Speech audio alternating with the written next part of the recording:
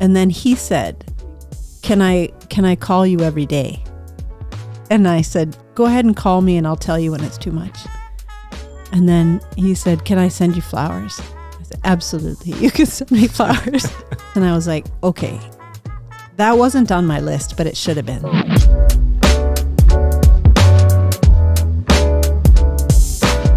So today we have James and Pati Mikulasik, who are here to talk about what they were thinking when they started NET in Canada and Ireland.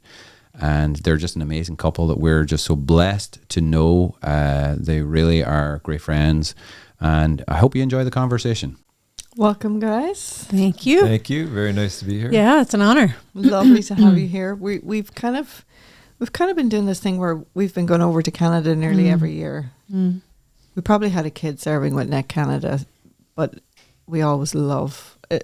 I always feel like I open your front door and I'm home. It's just, it's lovely. It's lovely to have you guys in our life. Oh, we're going to cry already. Yeah. Start. Yeah, so it's fun to be on your turf. Yeah. Like usually, your it's really fun. hospitality has been so beautiful and just really kind. Good.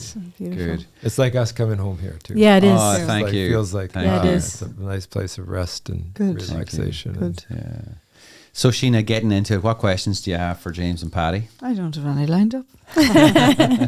No, we'd love to hear how you guys met. You have a lovely story that I think could teach a lot of people the ins and outs of datings and especially perseverance on your part, James. Yeah. Yeah, for sure. What is the story? How did you guys meet? Well, how much detail do you want? A lot. A lot? Yeah. Okay. As much as you would tell over dinner, Okay. that's the level of detail. I've heard the story before, but I know this is a story that young people especially who are, discerning a vocation, who are wondering, should I try this thing called marriage out? And the way to try this thing called marriage out is to actually date somebody rather than just to pray about it. Yeah. And so I think that that's something that's, there's more than that in the conversation that we're about to have, but there's a lot of lessons in, here we are, we're elders, like we're older people now, and we're in the faith. Yeah, we're in the faith, and there is such wisdom, and how we met is a beautiful thing. And it's a sacred thing. It's miraculous, really. Yeah. I think when a couple falls in love and gets married, I don't think it's anything short of a miracle. Yeah, I agree.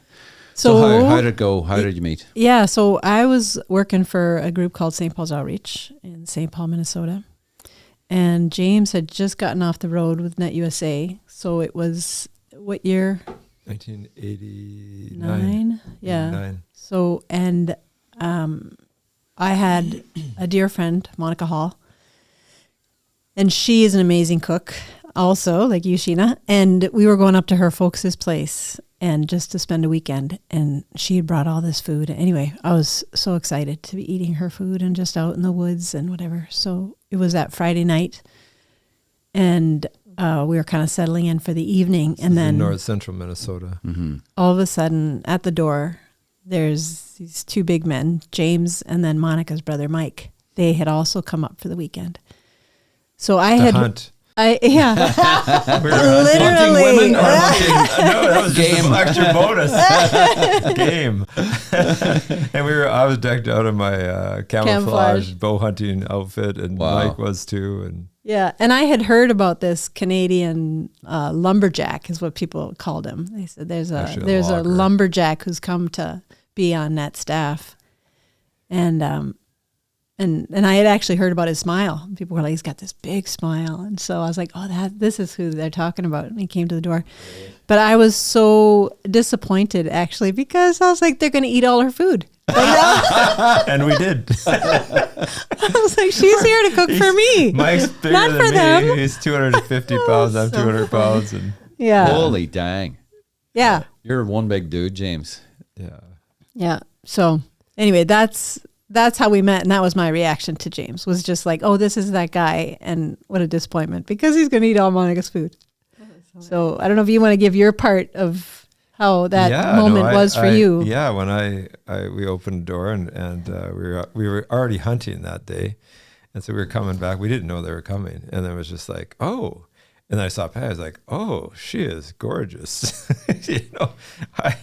I was just like smitten from the get-go, And, and I had put on my best camouflage hunting outfit, so I was all decked out. She barely saw me, though, because I was blended into the environment. So. Yeah, and then we were just like friends, in the same group of friends, because NET and SPO both came out of the same Catholic charismatic community in St. Paul. So when you went on staff, which we both did at the same time, you became part of the same formation group. Oh, that's so good. Yeah. So then we were friends, and I was recently converted. I had been a cradle Catholic, but not really into my faith at all. But I had just had like a big conversion, and I wanted to make God the center of my life. And I was afraid to date at that time. I think I was 20. I was like maybe 23, 24, something like that. Why were you afraid to date? Because I was afraid of making the guy my God. Oh, okay. That was in my mind, like I have to learn how to make God God. And if I start dating, I'm just going to skip this whole God thing and just focus on my boyfriend or whatever. So I was like, I for years, I was like, I can't date. I just didn't feel like I was ready. So, so we were just friends. And then in 1993, I decided I was ready to start dating.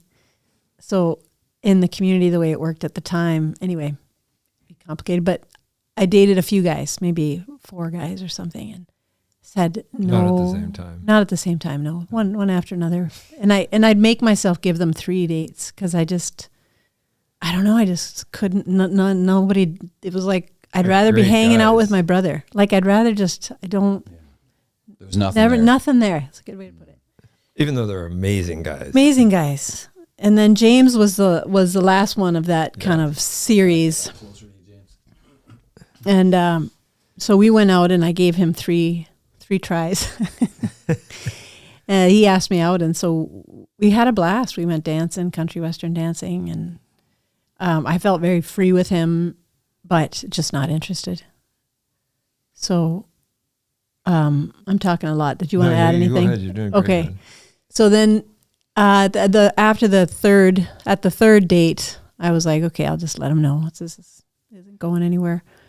And you become a professional at that at this I stage? had pretty much, yeah, pretty much. It was I had my routine down. So on the third date, I said, James, this has been great, but you're not the kind of man I'd ever marry. So I don't see. Brutal. Yeah, I was very brutal. Still can be. But you're not the kind of man I'd ever marry, so I don't see any reason for us to keep going. So this is our last date. And James, with his big smile, leaned over this counter. We were at dinner at her place. Yeah. Leaned and got maybe like, I think it got like 2, in my memory anyway, like 2 feet from my nose, with this massive smile. And it's like, you're wrong. It's God's will we be together. With his great big smile. And I was like, oh, no. I fell for that a couple of years before where a guy said that to me. It was God's will we be together. And I was like, oh, shoot, okay.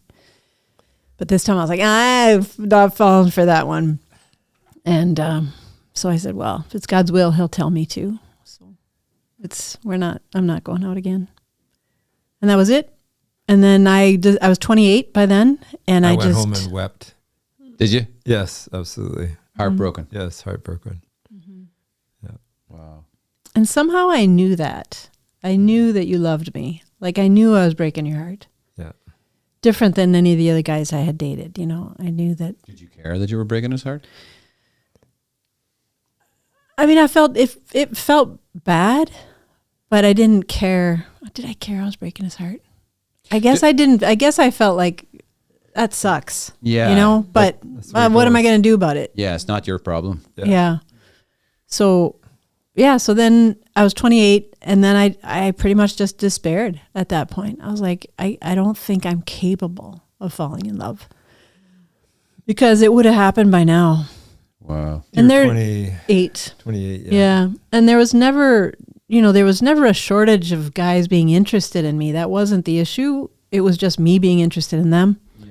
So am I backing away? You're backing away. Yeah. I think I'm uncomfortable by the mic. So yeah. So then I met these sisters right around then, and I really liked them, and they seemed free and very human. And I thought, okay, at least that way my life won't be a waste, because the other option in my head was either I get married or I'm just single and live with cats, So you get married to a guy that you don't fall in love with, that you learn to love, kind of thing, or?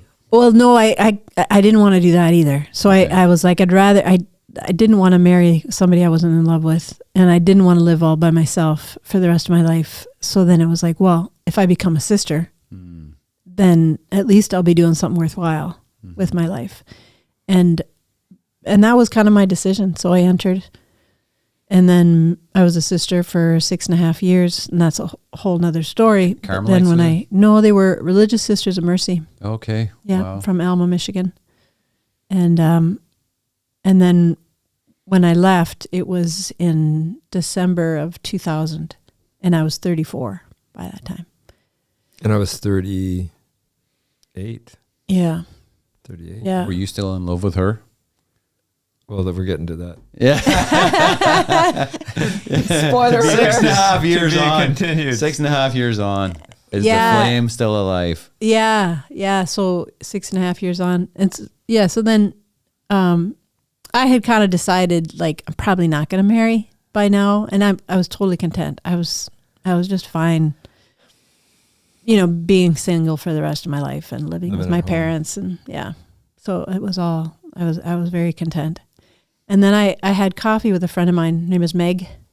And she was asking me, like, what do you want to do now? Like, are you going to get married? Are you going to try another order? And so I said, well, I would love to get married, but I don't think it's going to ever happen. And so she said, well, what are you looking for? So I gave her my list of things. One of the things I remember saying on the list is that I wanted somebody who had read John Paul II's writings. I really wanted somebody who was into his writings and somebody who could have an intellectual conversation.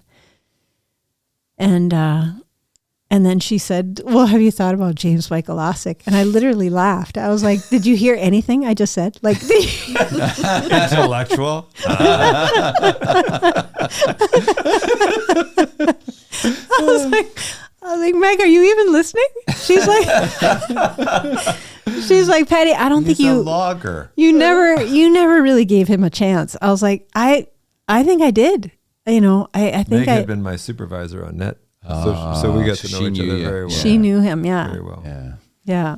And she really loved him. And so, and I was like, no, Maggie, like, not at all. And she's like, well, wouldn't you like to try and just, he's still single. And I was like, no, I broke his heart. Like, I knew I had done that. And I said, why, I wouldn't, no, I don't see any hope there at all. And she said, well, I hope you're not mad, but I called him last night. I gave him your number. I was pissed. I was like, why would you do that to him? Like, what a terrible thing to do.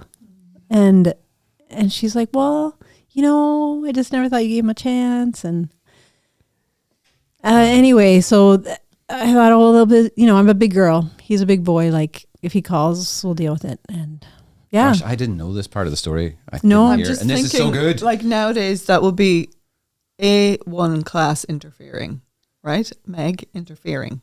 And it would be against GDPR. We're so afraid of sticking our nose in where it's not wanted that we don't often action. Yeah. Well, and had she asked me, I would have said, absolutely not. Yeah. Do not call him. Like, don't open up a wound. It's basically what all I saw could happen. When she called me to talk, when Meg called me, I was in the midst of a commissioning mass.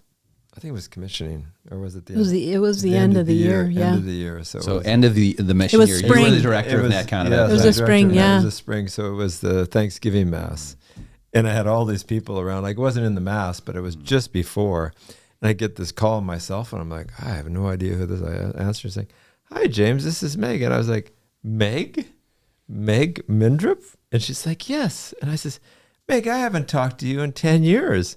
Who are you trying to set me up with? Did you actually say that? Yes, I did. And she's like, well, actually, did you know that Patty Donahue is out of the convent right now? I was like, I had no idea that Patty was out. And I says, she says, well, I think you guys should get together, and I think you should, at least see her and that. And I was like, oh, I just laughed, I was like, oh, Meg, she ripped my heart out and broke it and stomped it on the ground, years ago. And I says, but, I would love to see her. You know what I mean? And yeah, why not? We'll do some, it'd be nice to see her.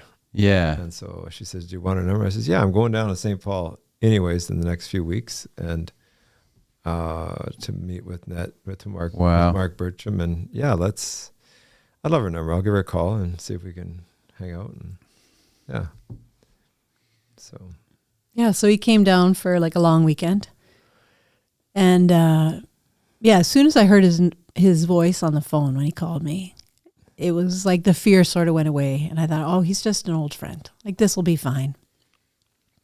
And then we went out, and I was still... Well, right when you opened the door. Well, but yeah, so I was still getting used to not having a habit on, So wow. It was a strange feeling when I took the habit off. I had this weird feeling that people were looking at my ears. Isn't that doesn't make sense to me, but that's what it was. I'd be driving along thinking, oh, everybody's looking at my ears. Like, I just felt naked without it on. Yeah.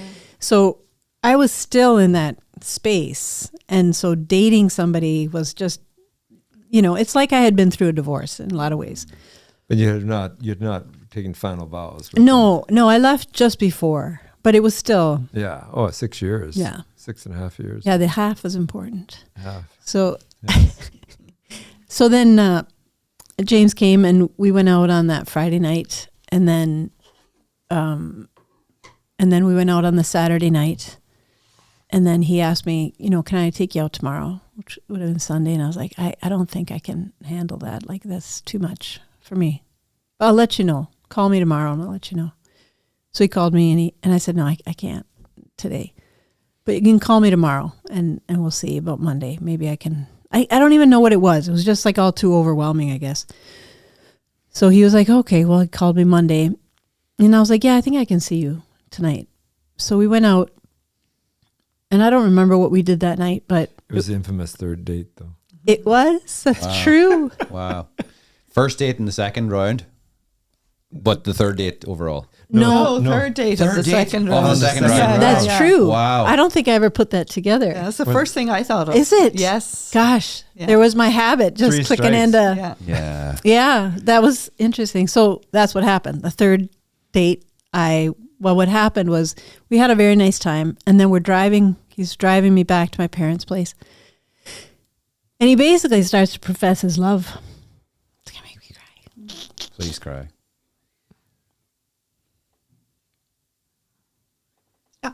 It's okay. So he was just like, I've loved you since the moment I met you, and many beautiful things. And I was like, oh, shit. Like... Oh, shit. Like, no, why are you doing this? Like, no, I gotta, I gotta deal with breaking your heart again. Yeah, exactly. Yeah. So I just didn't say anything. I just kind of sat there and didn't say anything. He says, Patty, you gotta talk to me. Just talk to me. And I was like, I don't have anything to say. He said, you just have to talk to me. So I said, okay, well, and what went through my mind is you gotta be surgically clear. You gotta cut this guy off at the knees and leave him no hope. And so I did. I said, James, I think you have virtue up the wazoo, and I really have fun with you, but like, I'm not attracted to you. I don't see ever being attracted to you. You're not what I'm looking for in a husband, and all I can see is that if we see each other again, I'm just going to break your heart. That's it. And I know I already broke your heart once, and I don't want to do that again. And so he was quiet for a little bit, and then he said, if you weren't worried about my heart, would you see me again? And I thought, I was like, I guess so. I mean, if I was heartless, and I didn't care about it, I'd probably see you again. so then he said, well, my heart's my responsibility. That's not yours. And I want to see you again. And I was like, oh my. It was the first time where I thought, maybe there's more to this guy than I think. And it just really surprised me. And I found it so manly. And I found it, I was just so surprised. I really expected him to put his tail between his knees or between his legs and just be like, okay, well, nothing to say. We'd just be silent the rest of the way home. That's what I thought would happen.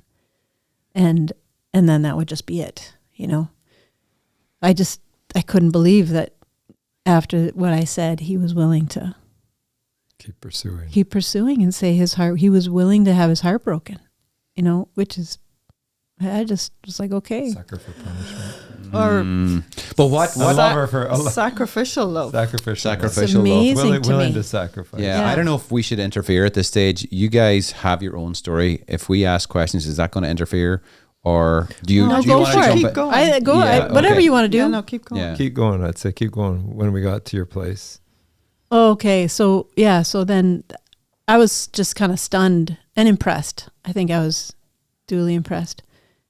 And then when we got to my parents' driveway, it's a pretty big driveway, and James pulled into the spot, and 2 weeks before, like to the day, 2 weeks before, there was another Canadian who had come down, and a friend of my mom's had set us up or whatever. And so he had come down to date me, and the same sort of thing. Like we went out a couple times on the weekend, and then the last night that he was there, so he fit my list. Oh, wow. He was a history of philosophy professor. He salsa danced, and he spoke 4 languages fluently. Didn't know how to cut down a tree, though. Or split wood. Those weren't on my list.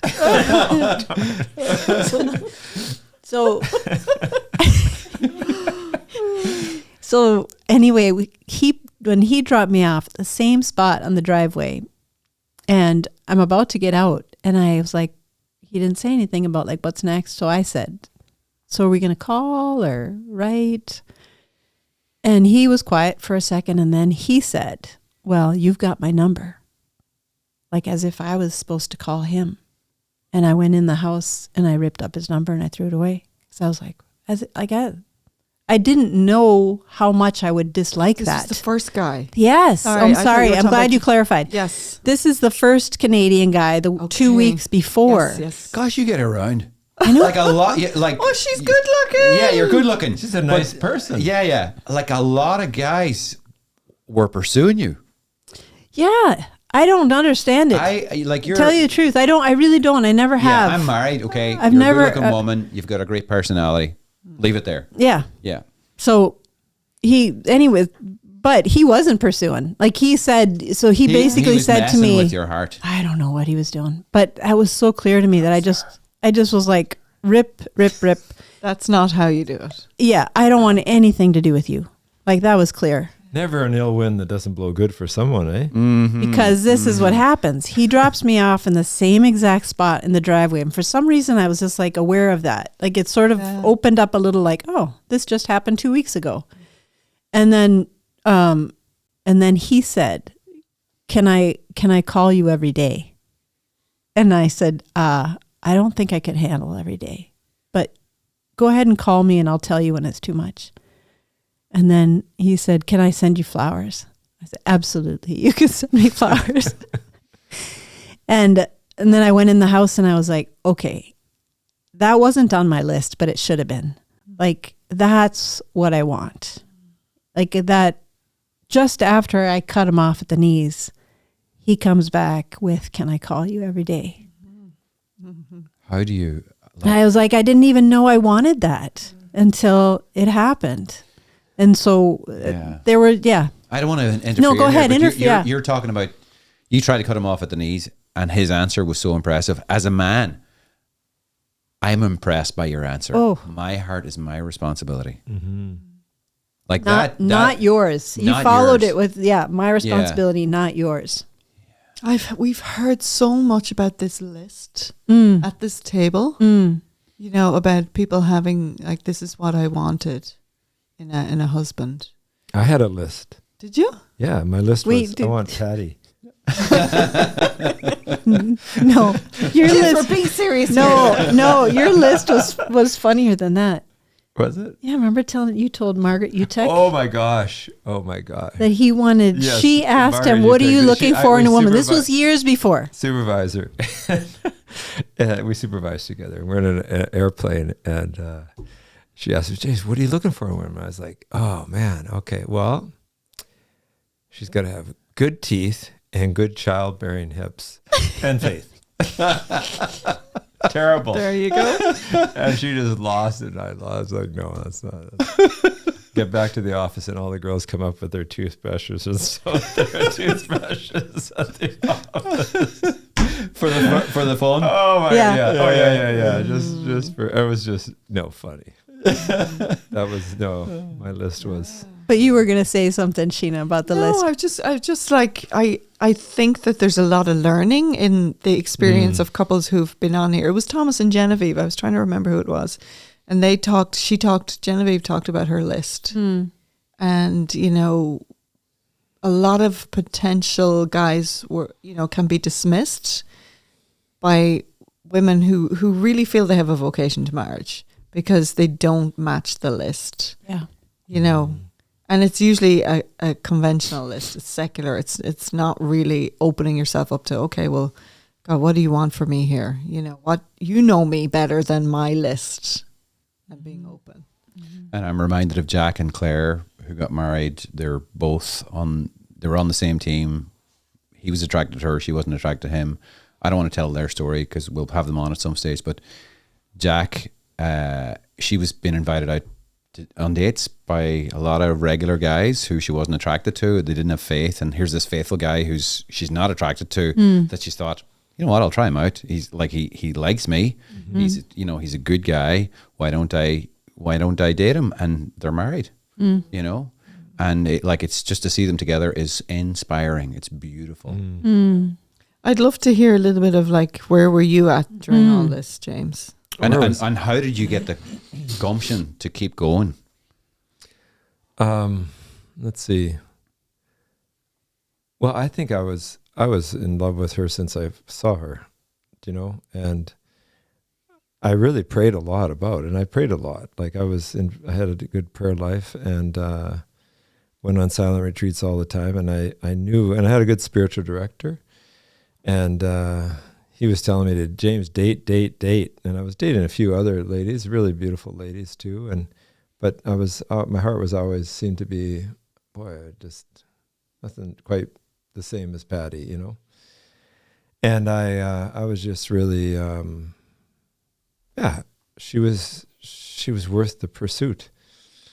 Do you know what I mean? Like I saw so much virtue and goodness and beauty in her, and I was just like really drawn to her, and really drawn to her goodness. And I was just like, and I really wanted to kiss her. Simple as that. Simple as that. You know, I really wanted to I was just like, man, I just love being with her. It was like, and I was willing to wait, and I waited 6.5 years. I wasn't really waiting though, because I had given her to the Lord. I was like, oh my gosh, she's in a convent. Like Lord, she's yours. Do you know what I mean? I can't compete with you. You know? Yeah. And so she, I'm just going to move your mic. You keep chatting. Yeah. So I think just being able to, you turn it around to your face. Yeah. Just being able to, it was like, no, I was just definitely attracted to her, and she was worth the pursuit. And I was just like almost like in awe of her. And then when we danced, we love to dance. You guys are great dancers. And when I first danced with Pat, I was like, oh my gosh. Like we love to two-step, we love to waltz, we love to do all these different types of dances. And when we danced, it was just like fluid. It was like, I was just... From the first time. From the first time, yeah, it was just kind like, of shocking. oh my gosh, this is the most beautiful person I've ever danced with in my life. You know what I mean? And I was just like, we moved so well together. That's the Colombian in you, is it? Or the Irish? It could be both. Yeah. So anyways, when we danced, we just had so much fun and just laughed and just had a lot of fun. But I think just being able to, I don't know, I just knew in my bones that I was just like, it just knew inside of me that I was just like, wow. Even that you said it was God's will we be together. Like I remember being. After the third date. Yeah. The first time. So, yeah. Yeah, I really felt that. I think you felt that. I really from felt the beginning. I was like, oh my gosh, I could marry this person. I could marry her. Like I could propose to her tomorrow, you know? And I just knew it. And so I think that's what was so heartbreaking the first time, was just like, wow, Lord, how is this possible? I felt for sure this was your will, but it takes two to tangle. And so I just had to release her to the Lord and just let her go and just let her, you know. And so I was just, and then when Meg called me, I was just like, what? Patty's out of the comment when it all this happened, because I hadn't kept in touch with her at all. No. Never asked anybody about her. Didn't, you know. And then when Meg told me that, I was like, oh, that's very interesting, you know. So and good on Meg that she actually reached out, and you know, Meg, what a good friend. What a good friend. Exactly. What a good friend, and she's a beautiful, holy woman, and just really fun, and just loves life. And she married Joe Mindrup, who was a beautiful, beautiful guy, and they have a beautiful family. And she, she really wanted to see both of us in a beautiful marriage, you know, and she loved both of us, you know. So, yeah, it was awesome. I can't help but think of the lack of dancing opportunities now. Yeah. Right? For people who want to start dating. Like, it's a great place to take someone when you want to get to know them. A dance. Most guys don't know how to dance. Well, it doesn't. There are sad. no dances anymore. You know, learn that it's even. nightclubs, and they're pretty seedy. So, yeah. But you gotta do what you gotta do, and at the end of the day, dancing is actually line dancing is coming back, and so I it's hate line dancing. Yeah, no, it's for women. It shouldn't be for guys. Guys shouldn't line dance. Really? Yeah, no. Two Just, couples of course dancing. they can line dance. They can, of course they can. But line. you know something, it's not as good as the dances that you guys. I've seen you guys dance, and you're great dancers. You got to learn how to dance with the person. Yeah. It's not an individual dance. It's like being able to move with the person. Yeah. And waltz and two-step. There is something of like, what is it, synergy or whatever. Like there is something it's like where 1 + 1 = 10. Yeah. You know, there's something about partner dancing that's different than just dancing. Individual. And it's not just I'm dancing and you're dancing and we happen to be dancing together.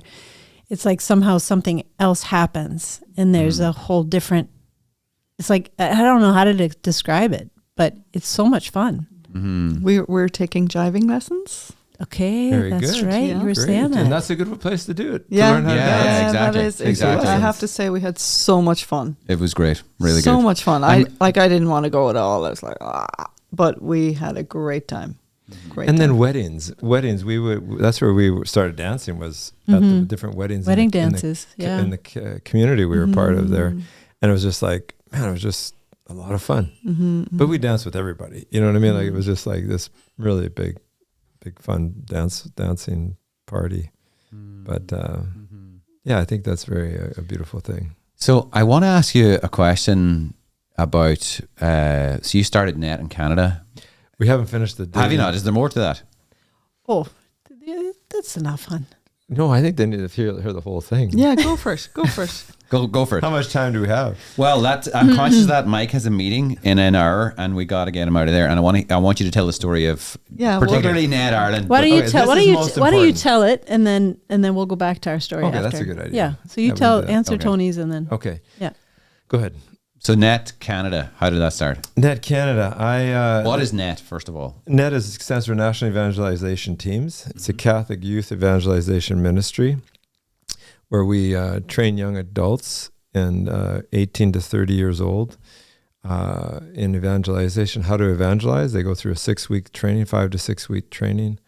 And they volunteer for the year or two, or some people 3. That's very rare that it's 3. But they go on a team together with other young people, guys and gals. We put them through formation, like I said, for 6 weeks, and it's a beautiful place to learn how to love. I really see that as a school of love. You're learning how to love yourself, how to love the Lord, how to love one another. And it's a beautiful school of love for people.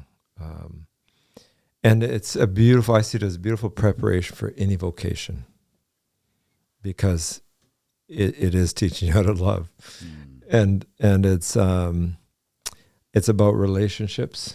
It's how to evangelize in a community. It's not, yes, there's some one-on-one on how to evangelize one-on-one, but the most important aspect is about learning how to evangelize as a team, as a small community. And you're living in a community. You learn how to honor one another as brothers and sisters, and how to affirm and build up one another, and to get your main support, guys for the guys, girls for the girls, but then how to complement one another, and how to live and love complementary and serve complementary. And all of that in prayer. Praying personally. We teach, in our training, we teach how to pray individually, personally, and then how to pray as a team, and then praying about the sacraments. Like, it's all about the prayer. And out of that is a natural flow of our service to the Lord. Our natural union with the Lord is the union with the Lord. Out of that comes the natural service, because you gotta serve. You can't experience the Lord and it's just bubbling out of you. It's like burning out of you. It's like when I was called to net. This net team, who was Meg's net team. She was the team leader for that team. She's come up a lot today. And to give her a call. She was, it was a 2-hour family retreat. Came up to Williams Lake, BC, in Kamloops Diocese, which is up in the north, and I was... In Canada, in BC, in British Columbia. And I was logging at the time, and she came, and me and my brother went on a 2-hour family retreat. 2 hours. And I was, after the retreat, I was just like, wow. I told my brother Joe, I said, Joe, those people are amazing. And I didn't know they were giving me their testimony one-on-one. And didn't know what it was called. I didn't know what it was, but that's what they were doing.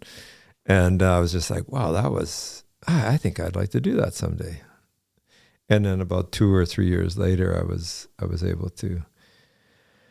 Yeah, I almost didn't do net. I applied and I was accepted 1 year, and then my logging business, I was very involved in our family logging business, and just couldn't take the year off. And so the next year I applied again, I was accepted again. And then I was really doubtful. The business wasn't going great, and I thought, man, can I really leave our family business here? And then I had a tree hit me in the bush.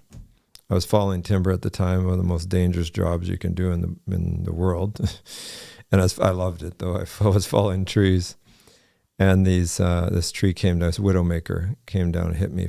And I was just like, and before that morning, it was the sun up when I was out there cutting the trees down. I said to God, I was like, I'm supposed to leave for a net tomorrow. And I don't know if I should be doing this, Lord. You got to make it really clear. And so he hit me in the side of the head, just about killed me, but it really got my attention with a tree, and laid me right out on the ground. And I was like, oh, I can feel my fingers. I can feel my feet. I'm not paralyzed, And then I was like, my brother Joe was driving by in the skidder, and he's like, oh, that was a bad one, eh? I was like, yeah, that was a doozy, man.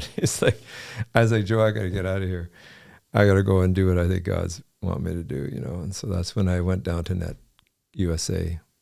And I really felt a call there. I really felt this burning. Like I was saying, you experience the Lord and you experience his love, and it's a hound of heaven. He hounds you to go and share him with others. Then you have to. And if you don't, it dies, and you can feel it dying. And you're just like, no, you got to share it. You got to share about God's love. And that's what I experienced, was just that burning desire to share the faith. And that was a beautiful year on net. Meg was my supervisor. She was awesome, and Sam Hall was also my supervisor. And we just had a really good year. And then halfway through the year, they asked me to be a supervisor the next year. I was team leader that first year, and then they asked me to be a supervisor the next year. And I was interested in that because I really appreciated the supervision role. But I also, and then they said they also were interested. Bob Renew was the one that was asking me, and he said, we also want to start up Net Canada. And I was like, well, I really am interested in that. I love the idea of supervising, but I really, as soon as he said that, I was like, yes, I want to do that. I feel called to do that, And so then because of my status as a Canadian, I wasn't able to receive wages down in the States. So I volunteered for, it was going to be 2 years, but then it ended up being 5 years. And I volunteered down there. And then finally we were able to raise enough money, and we had contacts in Canada. We decided to situate it in Ottawa. Ottawa was the best place, we thought was the ideal place, because it was the most bilingual city in the country. And we really wanted to be able to locate in a place where we could also reach out to the French Canadians in Canada. So that was in 1994. And you needed some seed money to... Yeah, we needed to talk about that. Yeah, Mark said. I said to Mark, I went Who's and Mark? talked to Mark Bertram. He was the founder of Net in the U.S. and of Net Ministries. Him and a crew of other people, really beautiful people. But Mark was one of the main guys. And Mark said, "Well," I said, "Mark, it's time to poop or get off the pot. I've been here for 5 years. I got to get on with my life. What are we going to do here? And so I basically, he says, well, you need to raise $100,000. First of all, you need seed money. You need $100,000. And so I was like, what year was this? That was in 93, So 92 or 93, somewhere in there. You're talking around $500,000 at this stage. Is that what it is? Well, I don't know what it is, but it sounds good. Yeah. It's quite a bit more than what it was. Not 100,000. Yeah, it'd probably be close to 300,000 or 400,000. So anyways, I knew two groups, or my uncle Bill, who was just... my Uncle Bill, who was an awesome guy, and thanks, Mike. And then I knew the Oblates. I was really good. The Oblates of Mary Immaculate, Western Province. I think that, I can't remember if that's St. Peter's or St. Paul's, but anyways, it was Western Canada Province. They were the real missionaries. Like, they were outreaching to the First Nations. We did a lot of retreats with them as a family, and my brothers and sisters with Search, and my family was involved in Cursillo, and we really wanted to. I love the Oblates, and so I thought, well, I'm going to ask them. We had just bought our ranch from them. So you'd given them a ton of money? We'd given them a ton of money, and not that they owed us or anything, but I thought, well, heck, so anyways, I asked them for $50,000, and then I asked my uncle. He had a successful development and roofing company, and him and his partner said, yeah, we'll give you $50,000. So that's what... I got the $100,000 in about a couple weeks, and came back to Margaret. I said, well, now what do we got to do? So then we found the place, found a bishop that was really supportive of us. And we situated in 1994 in July. We headed up, and myself and Tiffany Scott. I asked her to help me with supervising and helping me get it rolling up in Canada, and she was willing to come. And I'd worked with Tiffany as a supervisor down in the States. She was Canadian as well, She was Canadian as well. She was from Manitoba and from Winnipeg. And so she as well came, and we both, it was really, really awesome, and then we just grew from there. Mm. We grew, just before COVID, we had, I think it's 8 teams. And doing really, really well. Had some really beautiful people there. I was the director for till about 2008. I think 2008. I was the director, and then I was part-time until that point, and then we had a full-time director join, Joe Vogel. He took over, did a great job. Yeah, and the story about Canada is beautiful, but I really want to get to the story about Ireland. Mm-hmm. Tell us about, so you're the guy who sent missionaries from Canada over to Ireland. Yeah, so what was going through your head? Yeah, so before I even went on Net USA, I came over for a wedding. I was in a wedding party for my cousin, my first cousin. So my mom was born in Cork, County Cork.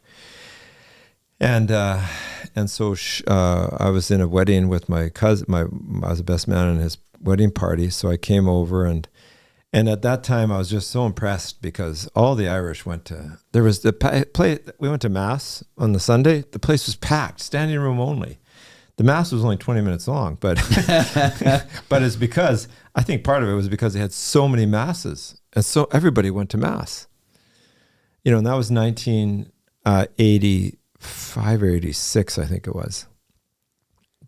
Go ahead till 1998, and I was. Why were you here in 1998? In 1998, I brought my mom over. My mom was born in here, and she came over to Canada when she was 10. And she was like in her 60s now, and she had never been back. So I was like, got to bring my mom back, and she got to at least see Ireland one more time. And so anyways, we came over, and she came with a couple of her sisters, and we went and visited a bunch of the relatives and saw a bunch of the old graves and where she grew up and stuff like that. And this little dirt shack that she had grown up in, like a dirt floor and everything, really poor. And she was... it was quite a disappointment for her, actually, because at that time, there wasn't many people that went to Mass. The youth, there was no youth in the churches. This is 1998. This is 1998. So it was maybe 12 years later, and I was in shock. I was like, oh my gosh. It almost, it was just similar to what happened in Quebec, I think. Like there's all of a sudden it switched, and so I came back so burdened by that. I was just like, man, and I came back and I talked to my staff, and I explained to them what I experienced. And I was like, you guys, like, I just feel called. We got to do something. We are barely making budget right now, but we got to figure out a way to try to help out the Irish church. It's dying fast. And we need to, Net's such a beautiful gift. And I almost felt so burdened for Ireland because they had sent so many missionaries out to all the world over the centuries, and including saving our Catholic faith in the Dark Ages. Mm-hmm. You know what I mean? With all the monasteries here. And I was just like, my gosh, here they're having a hard time. We've got to be able to try to do something to help them. And the oblates that reached out to were in your part of the world in British Columbia, were all Irish. And there are a lot of them were Irish descent. Yeah. And so it's straight from Ireland. Straight from Ireland. Some of the priests we had, a lot of the priests we had were from Ireland. And so being able to almost like, saying thank you to Ireland by us sending some missionaries back to Ireland of these beautiful youth. And so that's we ended up as a staff. We were just like, okay, how are we going to do this? Okay, best to just send a pilot team so we can get to enculturate what we're sharing here. How is what we're doing how do we got to adapt things? So we'll do a 3-month mission team. We got a bunch of our alumni together, awesome alumni. Before that, you wrote to... Oh, yes, thank you. We wrote to a number of the bishops, all the bishops actually in Ireland. I sent a letter. Which is about how many? 30 or 40. Okay. Yeah, maybe 30 or 40. And we got 2 responses from the bishop in Dublin and from a bishop in Raphoe. Bishop Philip Boyce. Philip Boyce. Truly holy man. Yeah, truly holy man. And which is our diocese here. Yeah, the Raphoe diocese here. And then we basically decided, okay, well, we got 2 dioceses. It seems like we got at least a couple of months worth of, we could possibly get a couple of months worth of retreats. So we'll do a 3-month mission trip before Christmas. We'll train at our regular training. They'll go off and they'll come back at Christmas time, and that's what we did. And it was I would say the most beautiful thing was when we were doing the retreats. When we first came, it was quite interesting because the retreats were, we tried it to begin with. We were just like, okay, how do we do this? Well, we're just going to do the same retreat and see how they respond. And the young people, which were mostly leaving certs in grade 11s and 12s, I think that's right, grade 11s and 12s, and the older ones, the seniors. And they were just like kind of put off by the kind of Hollywood kind of fun and American games. American even though you're style. Canadian, they thought you were American. Canadians, and our Canadian style was similar to American style. It was kind of like this razzmatazz, and kind of icebreaker kind of stuff. And they're just like, I couldn't be bothered with that. In fact, the first small groups, the girls, the ladies in our team came back after the first small group. I remember Cameron Frad. She was Cameron Mater at the time. She came back and she says, my first small group, and they're asking about which guys we're sleeping with on the teams. That was the first thing. Well, who are you all sleeping with? Who are you sleeping with on the team, Cameron? And she's like, and she's like, and so when she came back and realized like, okay, we need to adapt to this culture here.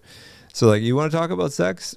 Okay, we're going to talk about sex. So we started, Cameron and a bunch of the ladies and the guys too, they developed these men's and women's session talks on theology of the body.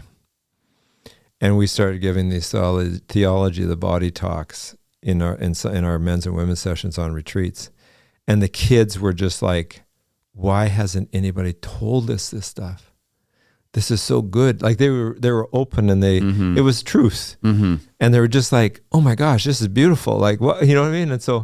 And then also too, in our retreats, we really focused on the sacrament of reconciliation because none of these kids were really practicing. They'd been to first confession, the sacrament of reconciliation when they were grade 2 or grade 3 or something. It hadn't been since. So we really focused on the sacrament, and we had lots of priests that were able to help hear confessions in that.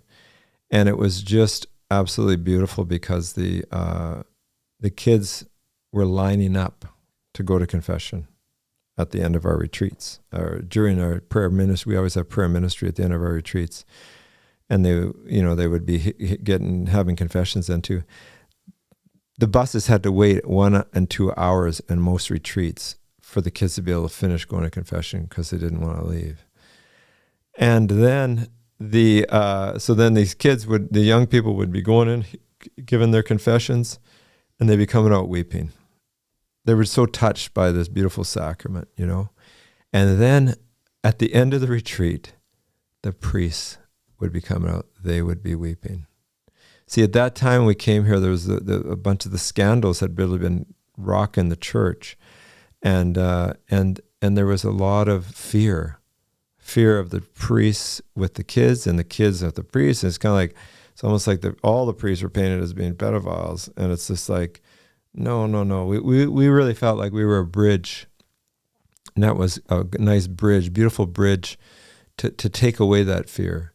To be able to show that, no, the priests are beautiful. There's some that needed help and were not good, but a minority of them. Mm-hmm. And here we have these beautiful guys they were afraid of the kids too. But the sacrament it was a big part of that healing, because all of a sudden their hearts went out to the young people. They were able to administer the sacrament. They saw healing. They saw genuine repentance of these young people, and just how beautiful that was for them to be able to experience that. And they were touched. Their hearts were touched and almost reconciled to the young people. And so it was we did the sacrament of reconciliation. That was our theme. That was what we did every retreat. And what about the adults that you came across that the first team were interacting with? Were there adults that were affected by? Oh my gosh. Okay. We come to Dublin. We fly into Dublin, and our bus driver we had a bus there. Sister Susan was very instrumental. Sister Susan evangelist. Yeah, amazing woman, amazing sister, and she did all the organization for NET in Raphoe Diocese, and she had a bus there, and there was a bus driver. I can't remember his name right now, but anyways, beautiful guy. And anyways, we got to know him on the way up, and on the bus ride up to Donegal. It was a 4-hour bus ride, and then by the time we got there, we were praying over him because he had been abused as a child by a priest. And we were praying with this fella at the end for a long time, and it was just a lot of tears and a lot of healing that was happening. And he was just so grateful. He'd never told anybody any of this stuff, and just so grateful. And we We were able, and it really set the tone for the healing. And that was our first experience of ministry in Ireland. And just being able to just know, okay, we need to pray and let the Lord lead us to who needs healing. And I really believe the sacrament of reconciliation that we were able to bring to the young people, and having the priests, being that bridge between the priests, between the church and the youth, was critical to us doing that. And I think too, as a thank you to Ireland for all the missionaries that were sent all over the world, it's like, thank you, Ireland. It's a way for us to say thank you, is being able to bring our this beautiful team of young evangelists here to share the faith, to share the truth, the way of Jesus to these young people, and to help them to come to know Jesus and fall in love with him like we were. And you had some legends on that first team. I'm thinking of Sheila Traynor. Sheila Traynor is awesome. She's now married as of this summer. Yeah. And she is a beautiful person. She was instrumental in getting that Ireland going here. Totally. JP De Florio. He stayed. He painted this picture of Our Lady. Actually. Yeah. That's a hand job of JP De Florio. He did it with pencil by hand. And so JP, he felt that he wanted to stay on. So after the 3-month mission, he asked Father Rory Brady, who was involved with the team, he asked him, hey, can I stay on? Can I help you and whatever? So he lived with Father Rory Brady in Ballybofey, and he started a prayer group. And he invited young people from the local area. Yeah. And he just would hang out with the young people. He'd stay over at their house. He'd invite them to a prayer group. He started a prayer group, and I would say a good 50% of the kids who came to that prayer group went on to do net themselves and are either married to a netter or are beautiful vocations. It's amazing. It's amazing. Like JP is a amazing man. Yeah. You guys was both he know. Your introduction to net? He was my first interaction to net ministers was JP De Florio. Yeah. Through that group. Yeah. Through that group. Prayer group. I didn't know that. No, we didn't. We know never them at all. met the original 3-month team, but we met JP. Yeah. Okay. Yeah. And he came and he stayed with us and got to know our kids. JP and was fantastic. Yeah, so that was our introduction. And we were so impressed by him. Like, he'd come up and he'd stay. We had a room upstairs called JP's room. Still called JP's room. Is it? Yeah.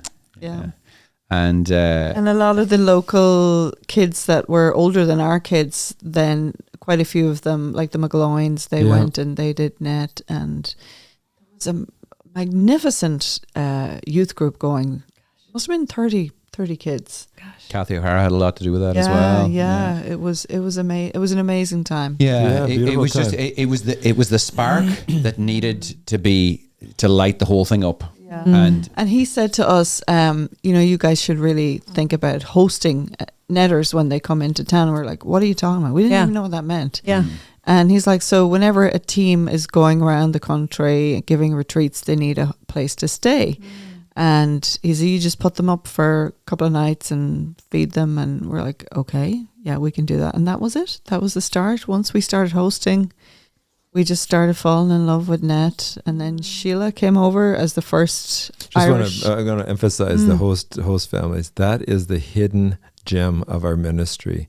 Because for the netters, this is out for Net Ireland, and just as far as Net Ireland goes, like, we are looking for host families, and for any families, this is a key to evangelizing your family. Yeah. We as parents, I find we as parents have, even myself, I pray to somebody. It's hard for us to evangelize our own kids, but for other teenagers, young people that are almost the same age as our kids, they are critical to helping to evangelize. And by bringing them right into your home, it's such a beautiful, quiet way of them seeing these really cool witnesses. Hey, of these young people. So I really encourage you, if you want to really have looking for a significant way to help to evangelize your young people, your children, bring a net team into your home and have them stay as long as they possibly can. Not the whole net team. It's usually a pairs of 2 boys or 2 girls or 3 girls or something like that. But they'll come and stay and help to evangelize. They pray with your family. and they're just beautiful. I really want to encourage that. I mean, we would 100% agree with. Yeah, 100%. That's what happened with our kids. Yeah, but I wouldn't wait until they're teenagers to do it. I would start straight away when you have young kids. Invite 5-year-olds, yeah, 3-year-olds, 4-year-olds. Yeah, make it normal to have netters. And you will never regret it. Do you want to tell us a story about you being in host homes as a netter yourself? Being in host homes as a netter. Well, this is a beautiful story. So, anyways, me and Albert Narvaez, he was on my team. We stayed with this host family down in Conroe, Texas.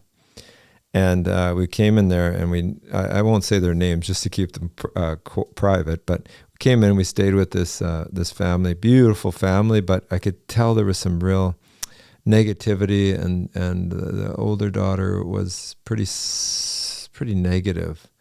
And it was kind of setting the tone for the whole family. And I said, Albert, we're here for a week. We have got to pray with this family. And that's one of our things is we invite the family's members to pray with us at the end of before we go to bed.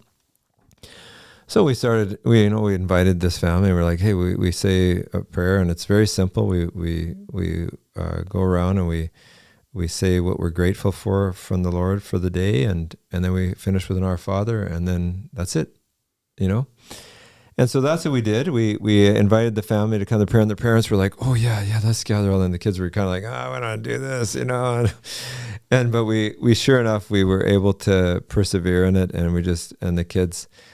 By the end of the week, the kids were coming to us, asking us when we could start prayer. And these parents were just like, oh my goodness, this, 2 years later, when I was supervising, okay, these two gals came running up to me at the end of the year at Thanksgiving Mass, or before that, in wrap up, and said, James, do you remember so-and-so's, And I was like, absolutely, I remember them. They were one of my favorite host homes, and they're like, James, they told us a story about how you were praying with them, and they are still praying together as a family, the most beautiful family we ever had all year. And they have night prayer together. And they said at the end, after the night prayer, we'd go up to our room to pray, and one or two of the little daughters would follow them up and want to pray with them up in their rooms. And it was just like, oh my gosh, like that's the beautiful fruit, eh? Mm-hmm. And they said they were such a beautiful, prayerful family. And it started with us doing that prayer. They had never prayed before together as a family, but that was a start, eh? Praise God. So Amen. simple. So simple. Yeah. So simple. Not complicated. Not complicated. And so it was a real gift, That's a beautiful gift. And what was your favorite part? I think I've heard you say. Yeah. Yeah, I really didn't like the retreats that much. You didn't like the young people. No, I had some. Yeah, it was interesting. I did love the young people, but it was interesting. I really loved the host families. Yeah, and loved to get in with the young people and not great. Yeah, and I did like the retreats. There was miracles that happened on our retreats. Yeah, of course. Every day. Yeah. It was a miracle year. Yeah. Miracle year. And that's why I invested my life into it. Praise God. Because it was to see the Lord working, to see God touching young people. Mm-hmm. There's nothing like that. Mm-hmm. It's just like the most beautiful gift you can give is the Lord to someone. And then when they catch him, when they see him and experience him, it's like, oh my gosh, this is an encounter. They've encountered God. You can't. It's just spectacular. You're doing we've been talking. You've been here for a few days, and we've been talking. You're a developer. You're doing some big developments, like multi-million, $250 million sort of standard. We're doing some stuff. Yeah, we're doing some stuff. And so then comparing what you're doing with what the mission is doing, the two missions that you have started. Mm-hmm. How would you compare that? Well, it's kind of like this. I have two. Our most beautiful mission is our family, and my beautiful Patty, and our marriage, and raising our boys, our two boys, and both our boys. One is on Net Ireland this year, and one is on Net USA this year, and they're both serving, and that's our greatest gift. That's their most beautiful accomplishment, is that they're in the faith. They're not only loving the faith, they're wanting to share it and going and really falling in love with the Lord, you know. Two fine men. Two fine men, really beautiful guys. And we're just so, so grateful. And, but, you know, my son Liam, so we're working on this project. It's an 1870s woolen mill and it's a 14-acre island that we're redeveloping. It's taken me 16 years to do it. But I really wanted to do this project, and I'd never built anything in my life before. I've done, to help subsidize my income with net, I always do some estate lot developments. And so that's what I did. But this project this opportunity came up 16 years ago. And so we were able to acquire this property, and then I've been working on it through the bureaucracy for 16 years, and we're finally starting to... You love bureaucrats. Oh yeah, I pray for them every day. Pray for those who persecute you. But anyways, I was Liam was kind of torn because he'd been working for 4 years on our mill and building and helping to repoint and working on this old stone building and this brick building, and it's taken a lot of work and a lot of our blood, sweat, and tears in it. And it's almost to the point where we're able to have it occupied with it's apartments. And so it's a 58 unit apartment. Our first phase is 58 units plus 10 commercial. And he was asking me, Dad, I just have a hard time going to net. I really don't really think I want to go to net. I'd rather stay here and finish building and doing this project. And I said to Liam, Liam, that's beautiful. You've done such beautiful work here at the mill, and it's going to last 100 years. Like what you've done here will probably last 100 years, and that's beautiful. And what you've done looks spectacular. It looks beautiful. Like we're building this beautiful project, and it's a heritage building, and it's all stone. And I says, but going on net, you're talking about investing your time and your energies into something that will last eternally. I was like, that is the most beautiful investment of your time and your life that you can do, is to invest into something that's eternal, rather than something that's going to only last even 100 years. Even if it lasts 500 years, who cares? It's not eternity. We're talking about these young people's eternal souls, and what a beautiful gift that you can give to the Lord of your time and your energy and your effort to be able to invest your life into other people's lives, that it'll change their lives forever. And God willing, we'll see them in heaven. My gosh, what a beautiful gift to be able to do that. So that's what was the, and he was really grateful for that. And so he's off on it with a team in Michigan, doing some beautiful work down there, and Morgan's here on the traveling team, and they're just lit up, like they're just loving what they're doing. Like you don't give to the Lord single-heartedly and wholeheartedly without receiving a millionfold back. Generous giver. He's a generous giver. And they're changing lives. Changing lives forever, eternally. I think that's one of the kind of lies that this culture tells us, is that we can't change. That they're, once you're stuck in a certain pattern of behavior or lifestyle, that's just you, And that's true. Yeah. If you're stuck there, without Christ. Yeah, exactly. Without Christ, he's the only one that can change things. He can transform and heal. And yes. Which kind of brings me to you, Patty, and the work that you're doing now is transforming people's lives, or helping them to receive transformation. Do you want to tell people? Sure. There's this beautiful ministry I came across. It used to be called Theophostic, and it was developed by a Kentucky Baptist at the time. His name is Dr. Ed Smith, and now it's called Transformation Prayer Ministry. They kept the acronym, so it was Theophostic Prayer Ministry, TPM, and now it's Transformation Prayer Ministry. TPM for short. And it's just a beautiful method, I guess, for exposing what we believe in our hearts about ourselves and about God, and then asking the Lord for his perspective. And it's in some ways it's simple, and in some ways it's complicated, but It's kind of simple in the,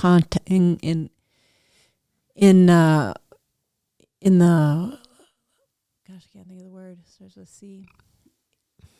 It's a concept. It's a simple concept, but it's complicated to like get good at it and sort of learn how to maneuver your way through it. But I feel like it's been my superpower since I've learned it. Just the way that it's a great anthropology as far as like understanding how we work as human beings. And as a wife and a mother, especially, like, so I could go ahead. Give us an example of what TPM looks like, if you can, without giving away the name, obviously, how that has affected somebody's life, or how something has been brought to light that wasn't, you know, people were acting in a certain way. Yeah, so it's based on the one of the main principles of it is that you feel whatever you believe. So our emotions are not random, but they're actually directly connected to beliefs in our hearts. And so you can trust your emotions, which was a shocker, right? Like you're always told, don't trust your emotions, which is true. You shouldn't trust them and tell you what to do. But 100% you can trust your emotions to tell you what you're believing.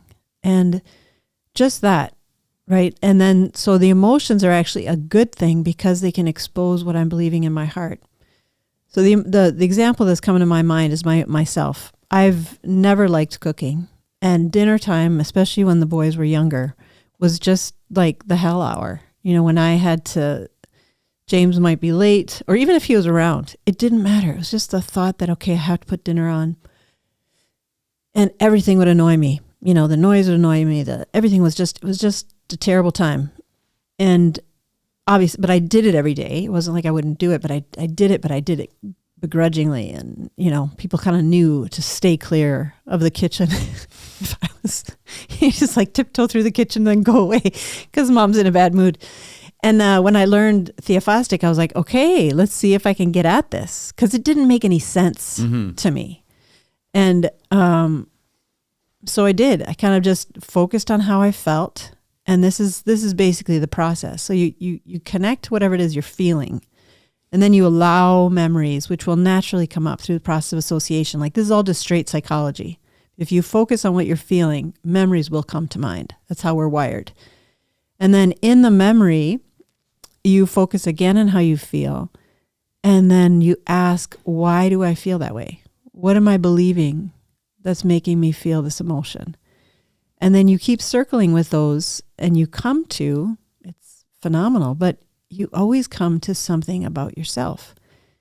I always think it's going to be about the thing. It's about the cooking, or it's about nobody paying attention to me, or it's about all these things, but it's not. It's always something I'm believing about me. And what I came to was I'm a slave. That's what I was feeling, or that's what I was believing. That was making me feel these things, that I'm in the kitchen and I'm just a slave. I just cook for everybody. Nobody cares. I don't get any payback. Nobody helps me. Nobody sees me. Sounds familiar. Right? Yeah. And then I was just able to present that to the Lord. Like, Lord, I believe this is what I took you take responsibility for it. This is what I believe. I believe that I am a slave. What do you want me to know? You know, and I wish I could remember what he told me, but I can't right now. But I'm sure it was something to the effect where that just didn't feel true anymore. I think what it would have been, because more what cooking, I still am not a fan, but I can see cooking as a way of loving. So it feels more like a place where I can give, and not where a place where people are just sucking me dry. So but that's like just a short kind of an example of it. And then in parenting, I found it so helpful, because like when the boys were young, before I learned it, if they were angry, like Liam would get angry easily, and, you know, he would come downstairs and he'd have this terrible scowl on his face and just like ruin, in my mind, he would just ruin the day. He'd wreck everybody's, you know, mood, and everybody had to tiptoe around him or deal with him. And so I would just send him upstairs. I'd be like, you just go back upstairs. You can come down. You have a smile on your face. But you have no right to look like that. You have such a good life. You get grateful. Go up there and you know, and he would, poor kid, you know, come down with a smile on his face and force himself. And that's what I thought you do, right? You just make yourself feel what you're supposed to feel. And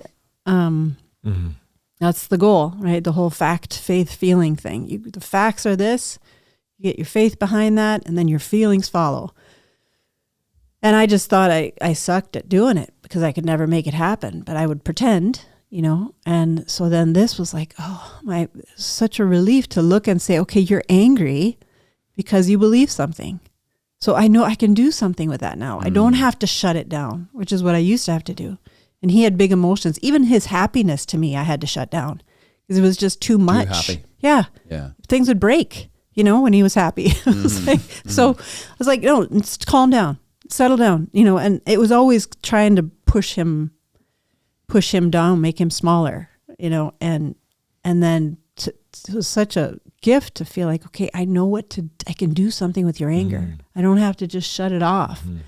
I can be like, why are you angry? Like, it's just being a kid. Yeah. Yeah. And there's things that he has, the way he's perceiving life, it makes sense for him to be angry. You know, he needs to be angry for me to hear him, or he needs to be angry, you know, so to motivate himself or whatever. And then those beliefs, he could just say, are you willing to hear what Jesus would want to say to you? You know, sometimes he'd say yes, sometimes he'd say no. But the seed was there, you know, that my anger. He's believing a lie. That's right.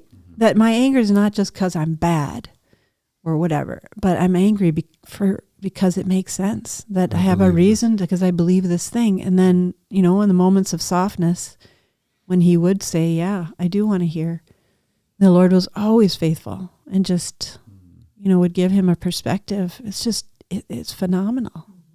So I wish the world would know it. It's transformationprayerministry.org and it's all there. It's all free. It's just a beautiful ministry. I've been through it myself. We both have. Yeah. Yeah. And I was the guinea pig in a bunch of greenhorns, and it was because we were training. Yeah. We were training. Yeah. And so I'm like, okay, well, I'm the leader. I'm going to volunteer. Don't mess me up, guys. You know, kind of thing. It was phenomenal what actually happened, and how I felt. You know, I would be stressed out about this, that, and the other, and how I felt no longer was an issue. I was stressed out about money, you know, and I'm like, why am I so stressed out, you know, and whatever. And it brought me back to a place where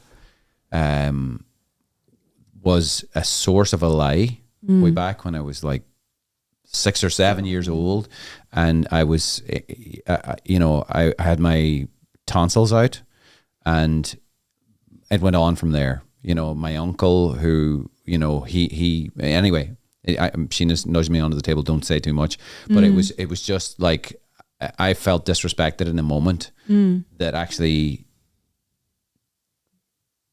cascaded forward to my adulthood, and it was affecting how I was behaving as an adult.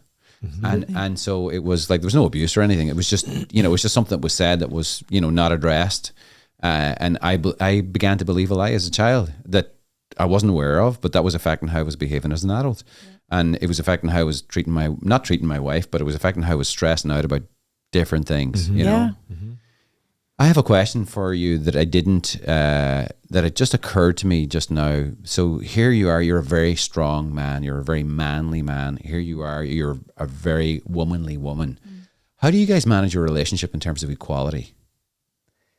Or is That's a good question. I think it is a thing. And I mean, James is very respectful, and he's like, when we were dating, that was one thing that I felt very confident in saying yes to marriage, was because anytime she did fall in love with me. I did it. Yeah, You did I did. But there was we'll come back to that. If I ever brought up anything that I was having a hard time with, James never blew it off.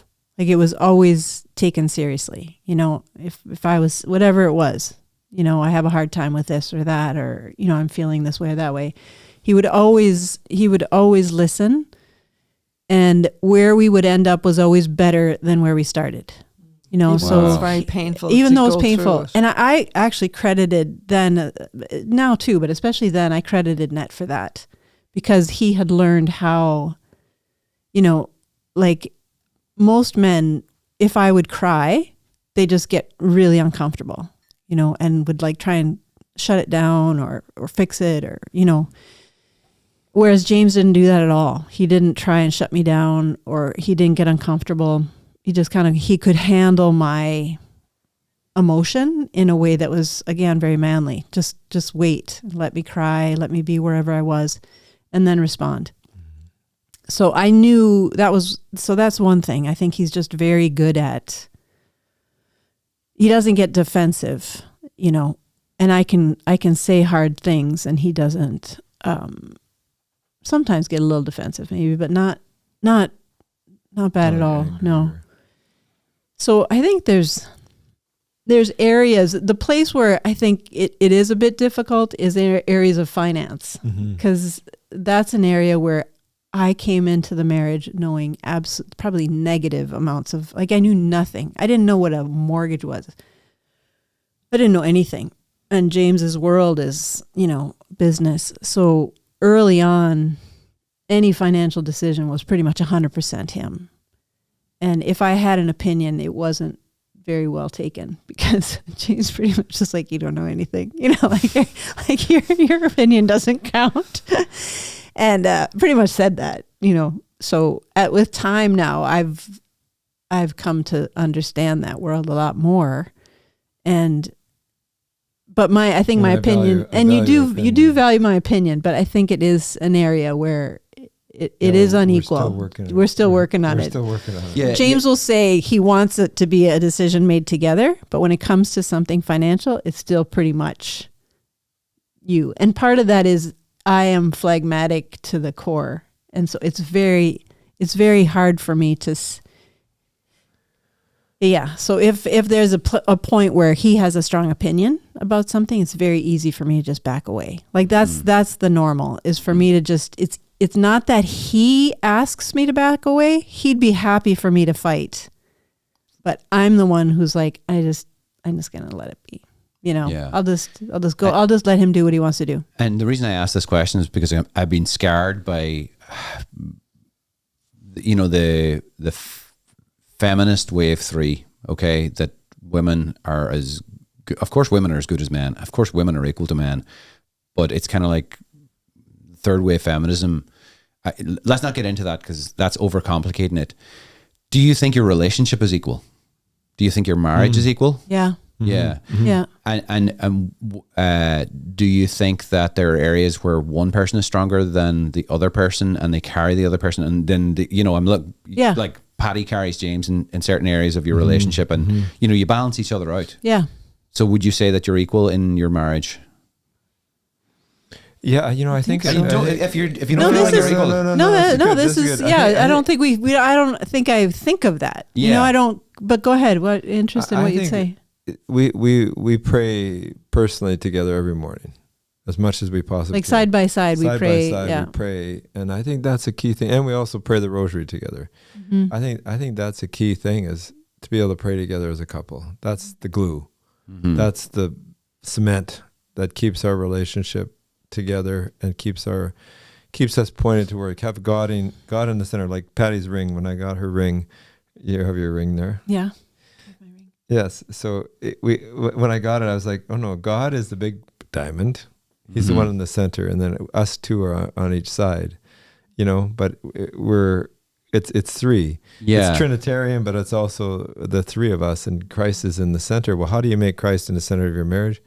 You got to pray, and you got to talk about things, and you got to get into it. And I think being able to pray together, starting your day out with prayer together as a couple, and then praying together as a family, especially the rosary, I find was just a beautiful way for us to pray as a family.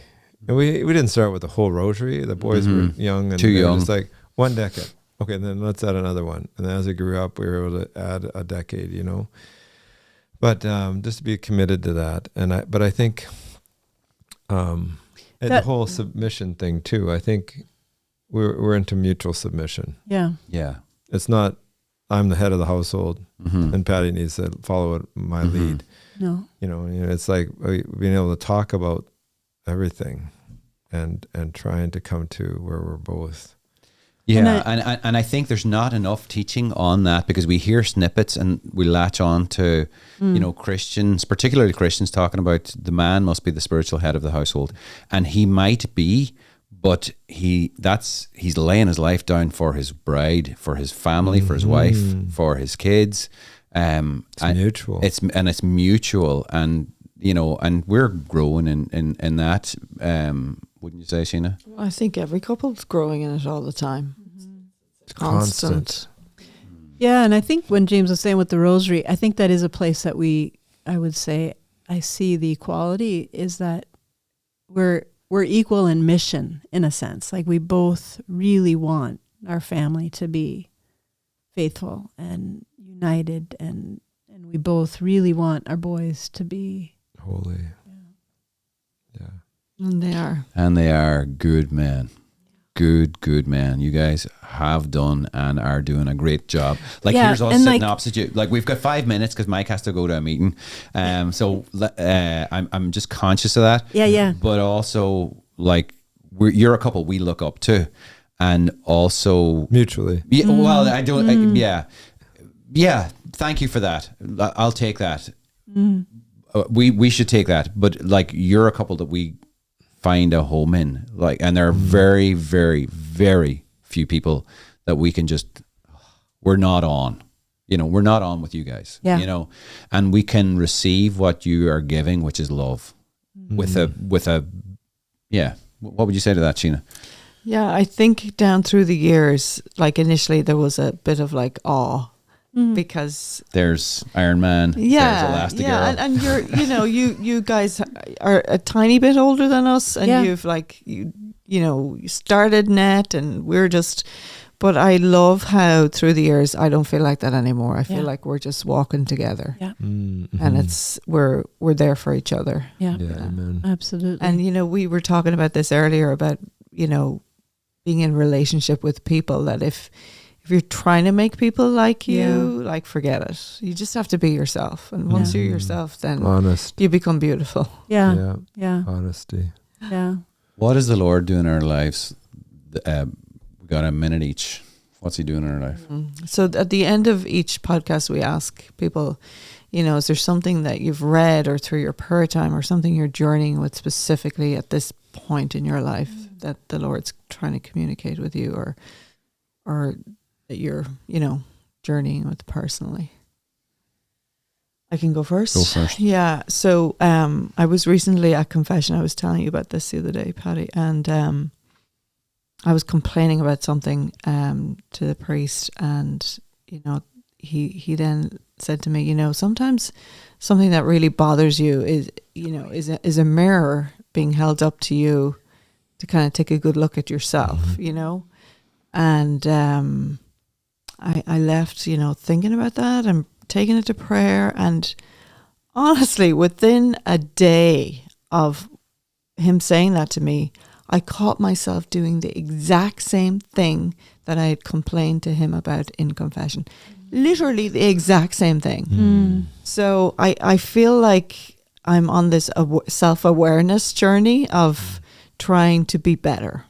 I mean, we're all on that journey, but at the moment there's a lot of mirrors being put up to me, and not just that incident, but a couple of other different people have called me out on different things. And at the time, my ostrich feathers are very ruffled and who do you think you are? But once I settle down, I don't have that overreaction and think, okay, there's actually truth in here somewhere. And a gift in that. Yeah, a gift. And not to despair, and with the Theophos or transformational prayer, it's God can shed light on this and try and find out where's the root of why I'm behaving that way. Yeah. Absolutely. Yeah. So that's me. I'll go next. Beautiful. For me, there's a lot going on in my life. There's always a lot going on in my life. There's an awful lot going on in my life at the minute. And it is to just trust in the Lord, and in the midst of all this, and maybe it is, to be more conscious of him in the day to day. And I know that I'm growing in that, literally living with him all the time, and I'm not there, and I'll never be there until the day I die, but I'm living more and abiding in his presence more now than I have ever done, I wish I was able to do that without suffering, but unfortunately it takes the suffering to get me there. And so praise you, Jesus, for that suffering. Not so much. Yeah. I had a conversation with our priest a couple weeks ago, and he was asking me about the mill, the project we were talking about. And I was complaining on some level, I don't remember. And he said, do you know the serenity prayer? And I said, yeah, I do. And he said that, God grant me the serenity to accept the things I cannot change, and the courage to change the things I can, and the wisdom to know the difference. He said, what do you think the most important word is in that prayer? And I said, I think the wisdom to know the difference. And he said, no, it's the accept. Like we need to accept the reality of what life is holding for us in the moment. And that's where surrender comes from. That we have to, first step is to accept. And it was just nothing new in a sense. Like I've known that reality, but for some reason, I don't know if it's the words or just the situation or what, but it hit me afresh. And that's what I need to do. Even to accept that I don't like something. I don't like what's going on. I can't change it. But to accept it is a first step. And there's something in the acceptance that puts me in the right position before God. Like I'm not God. Like that this is your will for me because it's the moment. It is where I am. And I am submitting to you by accepting this reality. And whereas my desire is to just fight it or pretend, I don't want it, therefore I'm not going to accept it. But that's just fighting God in a lot of ways. So I think that's been something for me. Thanks, Patty. Nicely said, hon. Thank you. For me, I think the scripture that's been coming to me for the last several months is, come to me, all you who labor and are burdened, and I will give you rest. It's just a beautiful scripture. And the place I've been finding that the most fruit for that is in front of the Blessed Sacrament. Our priest, I haven't been able to go to Mass. We start our day at 7 a.m. and we go right through till 4:35 in the day. And it's a lot of really hard physical work. We have a really good crew of guys, and we pray every morning at 7, and our crew, and really good men, good Christian men. And but it's a lot of labor, and there's a lot of burdens there. I deal with the scripture today on Zacchaeus, the bureaucrat. I'm dealing with a lot of bureaucracy right now, and it's very, very life-sucking. And I'm just praying for them, for the bureaucrats, and praying for the people that are causing a lot of pain and delays in our projects. But I find in front of the Blessed Sacrament, when I am able to take that prayer and just put myself and kneel down in front of the Blessed Sacrament and just cast my burdens on him, it's a huge, huge relief. And he does give me rest, and I really encourage people to do. And if you don't have time, like our priest has been so nice to be able to give me a key to the church. So sometimes I wake up at 4, or sometimes at 3, sometimes at 4 in the morning, and I just go over to the church, which is about a 5-minute drive from our place, and I am able to open up the church. I go in there and I just spend a good amount of time with the Lord, and just get refreshed in him.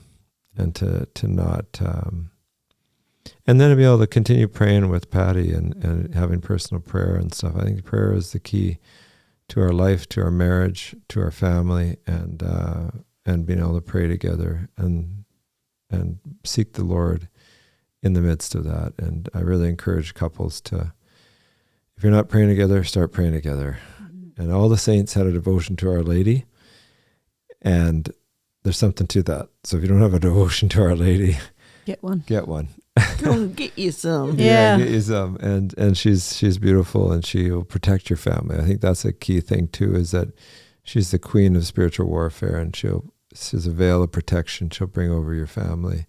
But being able to pray the rosary is a beautiful gift. Can we say one Hail Mary now before we go? Absolutely. We'll start and you guys follow. Okay. Hail Mary, full of grace, the Lord is with thee. Blessed art thou among women, and blessed is the fruit of thy womb, Jesus. Holy Mary, Mother of God, pray for us sinners, now and at the hour of our death. Amen. Amen. Thank you guys so much. Thank Much you. appreciated. Thank Yeah. you. God bless you. That was beautiful. Thanks, Mike. Very Thank you, nice. Mike. Thank you, Well Mike. done. God bless you.